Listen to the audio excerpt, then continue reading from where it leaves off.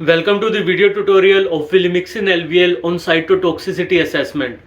So as we know there are multiple mechanisms जिसकी वजह से polymyxins associated AKI ऑब्जर्व की जाती है.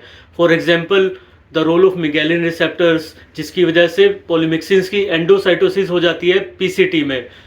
एंडोसाइटोसिस होती है, एक्यूमुलेशन बढ़ती है तो नेफ्रोटॉक्सिसिटी भी ऑब्जर्व की जाती है. Second is increased oxidative stress, तो उसकी वजह से भी पोलीमिक्सिन एसोसिएटेड एकेआई ऑब्जर्व की जाती है. तो नाउ जब ये मल्टीपल मैकेनिज्म्स की वजह से नेफ्रोटॉक्सिसिटी होती है तो वहाँ एक टेस्ट किया जाता है साइटोटॉक्सिसिटी असेसमेंट, जिसमें IC50 वैल्यू को निकाला जाता है और उससे पता चलता है कि कोई भी ड्रग कितनी नेफ्रोटॉक्सिक है. तो इस स्टडी में उसी IC50 वैल्यू को ऑब्जर्व किया गया था जिसके ऊपर ये LBL हमने प्रिपेयर किया है. तो आइए इस LBL को समझ लेते हैं, first starting with the first page और उसकी फर्स्ट स्टेटमेंट. तो फर्स्ट पेज की फर्स्ट स्टेटमेंट में हमने पोलीमिक्सिन्स के रोल को इन दी MDR और XDR ग्राम नेगेटिव इन्फेक्शंस में उसको हाईलाइट किया है. सो as we know that polymyxins are used as a last line therapy for infections caused by MDR gram negative pathogens. वहीं सेकेंड स्टेटमेंट में हमने कोलिस्टिन और पोलीमिक्सिन बी के बीच में कुछ फार्माकोकाइनेटिक डिफरेंसेस को हाईलाइट किया है. सो while colistin is administered as an inactive prodrug that is converted to colistin in vivo, तो कोलिस्टिन जो है वो एक इनएक्टिव प्रोड्रग के फॉर्म में दी जाती है, एडमिनिस्टर की जाती है, जो कि कोलिस्टिमिथेट सोडियम है और वो इन विवो बॉडी में जाके कोलिस्टिन में कन्वर्ट होता है और उसके बाद वो अपना थेरेप्यूटिक इफेक्ट दिखाना स्टार्ट कर पाएगी colistin. Whereas polymyxin B is administered in its active form, assuring the faster achievement of desired plasma levels. तो कोलिस्टिन CMS की फॉर्म में एक इनएक्टिव प्रोड्रग की फॉर्म में एडमिनिस्टर किया जाता है बॉडी में, वो बॉडी में जाके कोलिस्टिन में कन्वर्ट होती है, उसमें कुछ टाइम लगता है, पेशेंट टू पेशेंट वेरिएशंस भी ऑब्जर्व की जाती हैं, जिसकी वजह से जो डिजायर्ड प्लाज्मा लेवल्स हैं, क्योंकि हो सकता है 2, 3, 4 घंटे से 6-7 घंटे तक भी लगे CMS को कोलिस्टिन में कन्वर्ट होने में, तो डिजायर्ड प्लाज्मा लेवल्स अचीव होने में डिले हो सकता है. वेरस पोलीमिक्सिन बी वो एक एक्टिव फॉर्म में ही एडमिनिस्टर की जाती है, जिसकी वजह से जो डिजायर्ड प्लाज्मा लेवल्स हैं उनकी अचीवमेंट काफ़ी फास्टर हो सकती है विद पोलीमिक्सिन बी. तो ये दो स्टेटमेंट्स ऐड की गई थी in the first page.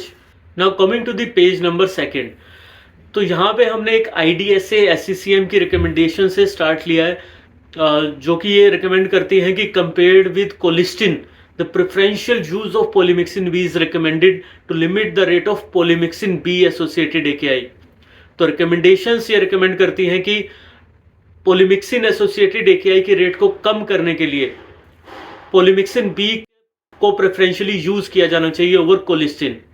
But एक और इम्पोर्टेंट पॉइंट ये है कि even polymyxin B is also cytotoxic to renal tubular cells and is prone to cause nephrotoxicity in vivo. और ऐसा इसलिए होता है क्योंकि जो रीनल हैंडलिंग मैकेनिज्म है पोलीमिक्सिन बी का, वो पोलीमिक्सिन बी की एक्यूमुलेशन को फैसिलिटेट करता है inside the renal tubular sales PCT. अब क्योंकि एक्यूमुलेशन बढ़ जाती है तो उसकी वजह से नेफ्रोटॉक्सिसिटी भी ऑब्जर्व की जाती है पोलीमिक्सिन बी के साथ भी. तो हालांकि रिकमेंडेशंस ये रिकमेंड करती हैं कि कोलिस्टिन के कंपैरिजन में पोलीमिक्सिन बी को प्रेफरेंशियली यूज किया जाना चाहिए पोलीमिक्सिन बी एसोसिएटेड AKI को लिमिट करने के लिए. But polymyxin B is also cytotoxic because of the renal handling mechanism of polymyxins and this often results in suboptimal dosing regimes also. और हम समझ सकते हैं कि अगर पेशेंट हैप वेप या सेप्सिस में है और उसको polymyxins as a last line therapy दी जा रही हैं और वो सब ऑप्टिमल रह जाती हैं, तो अल्टीमेटली ये पेशेंट के आउटकम को नेगेटिवली इम्पैक्ट ज़रूर डालेगा. तो वहाँ पे एक नीड आती है एक renally safe formulation of polymyxin B की, जो कि विलिमिक्सिन के फॉर्म में डॉक्टर्स को मिलती है. अब हम देख लेते हैं वो स्टडी जो ये प्रूव करती है, जो एक एविडेंस प्रोवाइड करती है कि Velimixin is a renally safer formulation as compared to conventional polymyxin B formulations. तो यहाँ पे साइटोटॉक्सिसिटी असेसमेंट स्टडी की गई थी और IC50 वैल्यू को एनालाइज किया गया था कन्वेंशनल पोलीमिक्सिन बी फॉर्मुलेशन के लिए और विलिमिक्सिन के लिए भी. तो इस स्टडी का आउटकम ये निकल के आया था कि विलिमिक्सिन की IC50 value which is inhibitory concentration 50 जो कि वो कंसंट्रेशन होती है जो 50% ऑफ द सेल्स को, किडनी सेल्स को किल कर देगी। तो वो IC50 वैल्यू विलिमिक्सिन की हायर ऑब्जर्व की गई थी as compared to conventional polymyxin B formulation. So higher IC50 value than the conventional polymyxin B in both NRK52E, that is rat kidney cell lines, and even in human kidney 2 cell lines।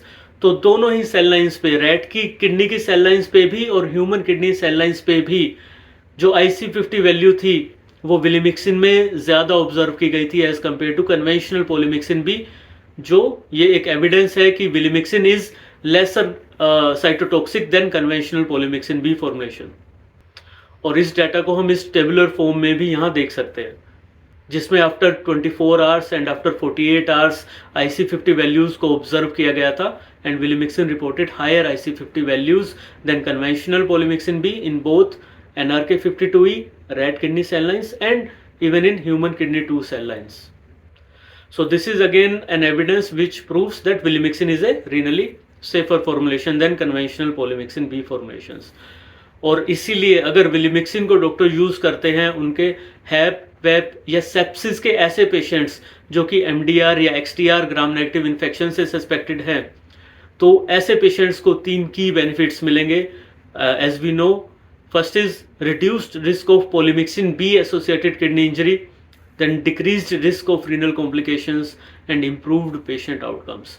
तो ये कुछ points थे जो हम doctors को share कर सकते हैं जब हम इस LBL को डिस्कस कर रहे होंगे डॉक्टर्स के साथ। तो और साथ में ही it is very important to highlight the dosage also.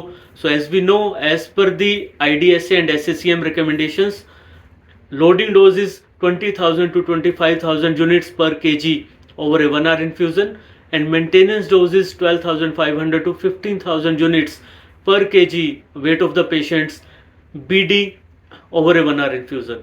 साथ में ही हम ICMR की रिकमेंडेशंस को भी हाईलाइट कर सकते हैं। ICMR 2022 की रिकमेंडेशन रिकमेंड करती हैं कि पोलिमिक्सिन बी की लोडिंग डोज 15 लाख यूनिट्स को रिकमेंड करती हैं और मेंटेनेंस डोज को 7.5 lakh units BD over a 1 hour infusion. तो ये ICMR की रिकमेंडेशंस हैं जिनको हम डॉक्टर्स के साथ इनको भी शेयर कर सकते हैं।